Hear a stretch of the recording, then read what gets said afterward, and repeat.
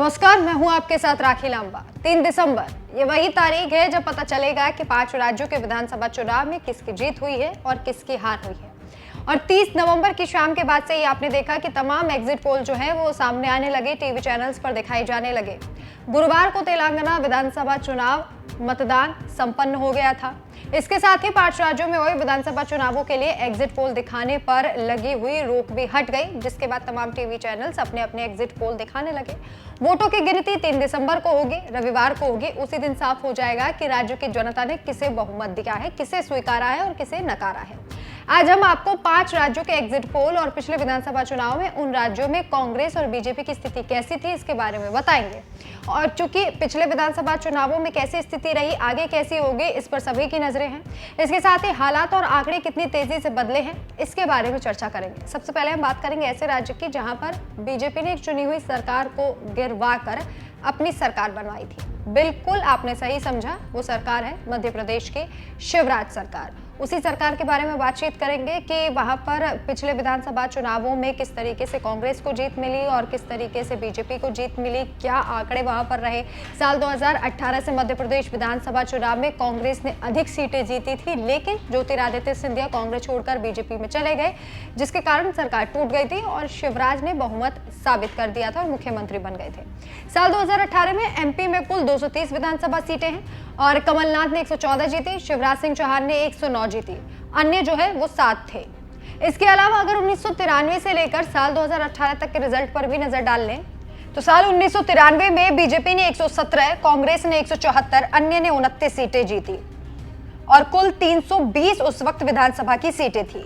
इसके बाद 1998 में 119 बीजेपी ने जीती, 172 कांग्रेस ने जीती, 29 अन्य ने, और उस वक्त भी 320 जो है वो विधानसभा की सीटें मध्य प्रदेश में कुल थी।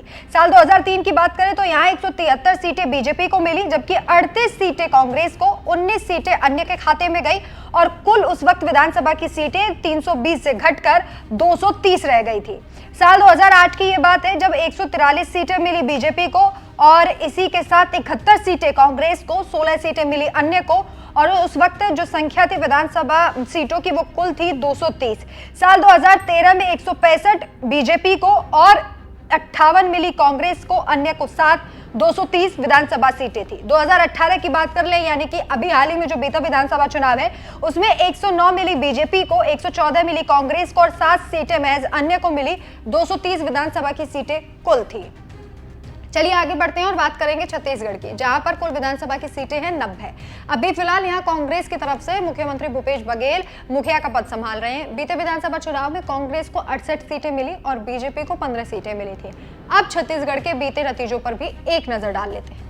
यहाँ साल 2003 में बीजेपी को 50, कांग्रेस को 37, अन्य को 3 और कुल 90 विधानसभा सीटें थी। इसके बाद साल 2008 में 50 बीजेपी को मिली, कांग्रेस को 38, अन्य को 3, कुल 90 सीटें थी।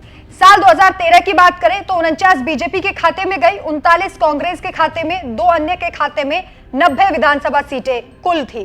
2018 में 15 सीटें बीजेपी को मिली, कांग्रेस को 68, 7 अन्य को और कुल सीटें थी 90।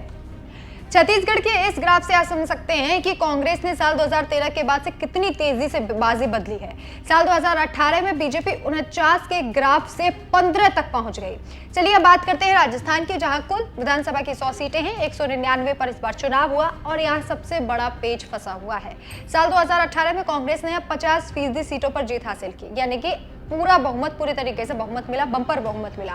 कांग्रेस के चेहरे पर चुनाव लड़ते हुए कांग्रेस ने 100 सीटें जीती, जबकि बीजेपी ने राज्य के चेहरे पर 73 सीटों पर जीत हासिल की थी। अन्य के खाते में उस वक्त 27 सीटें गई। इसके समीकरण पर भी, रुझान पर भी एक बार नजर डाल लेते हैं।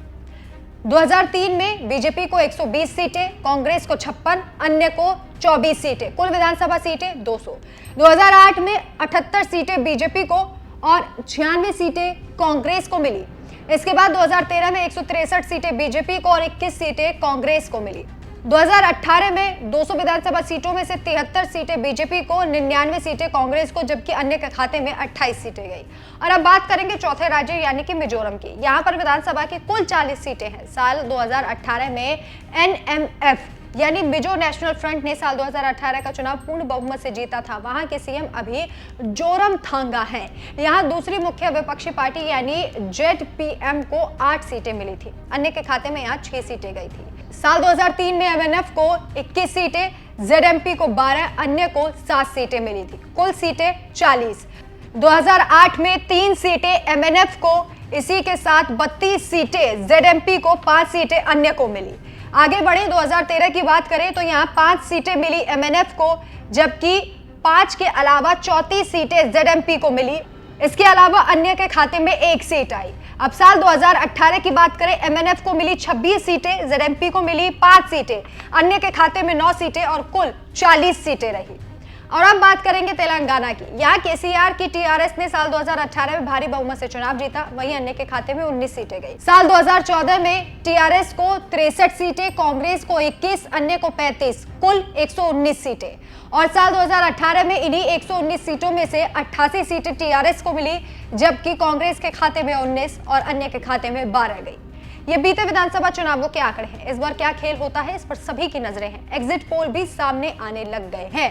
और आपको बता दें कि हर राज्य में इस बार ज्यादातर राज्यों में कांग्रेस बम्पर तरीके से जीतते हुए नजर आ रही है।